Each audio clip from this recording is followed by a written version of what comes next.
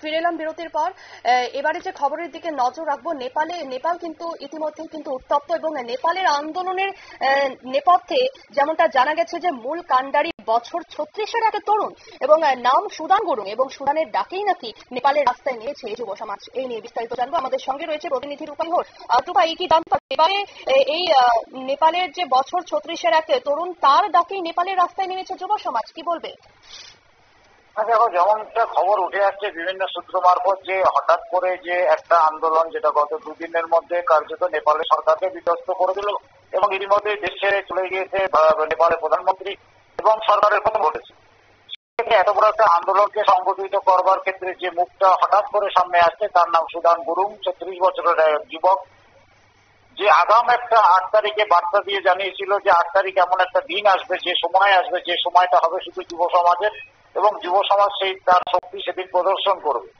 এই ধরনের একটা খবর আন্তর্জাতিক বা সংবাদ মাধ্যমের সূত্র থেকেও আসছে। এবার প্রশ্ন হচ্ছে সুদান গুরুং তার যে সাংগঠনিক ক্ষমতা সেটা ইতিমধ্যে নেপালের জনগণ দেখেছে, গোটা বিশ্বের জনগণ দেখেছে।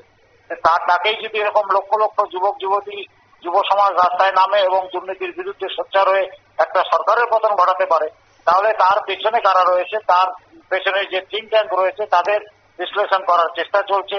এবং এই সুদান গুরুং এর অতীত কি ছিল, তার রাজনৈতিক পরিধি কতটা, সব বিষয়টাই কিন্তু এখন আন্তর্জাতিক মহলের কাছে একটা ধোঁয়াশার মতন দেখাচ্ছে।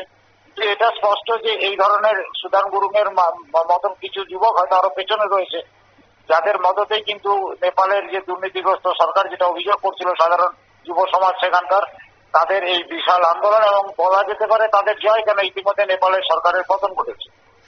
ধন্যবাদ রূপাই। আপনারা শুনলেন, এবং হঠাৎ করেই নেপালে যে এই এত বড় একটা আন্দোলন এবং এই আন্দোলনের নেপথ্যে যে মূল কাণ্ডারি বছর 36-এর এক তরুণ সুদান গুরুং এবং সেই সুদান গুরুং এর ডাকেই নেপালের রাস্তায় নেমেছে যুব সমাজ এবং তার পেছনে আরো কারা রয়েছে তা নিয়ে কিন্তু একটা কৌতূহল রয়ে গিয়েছে আন্তর্জাতিক মহলে। নিয়ে নিচ্ছে ছোট্ট একটি বিজ্ঞাপন বিরতি, সঙ্গে থাকুন।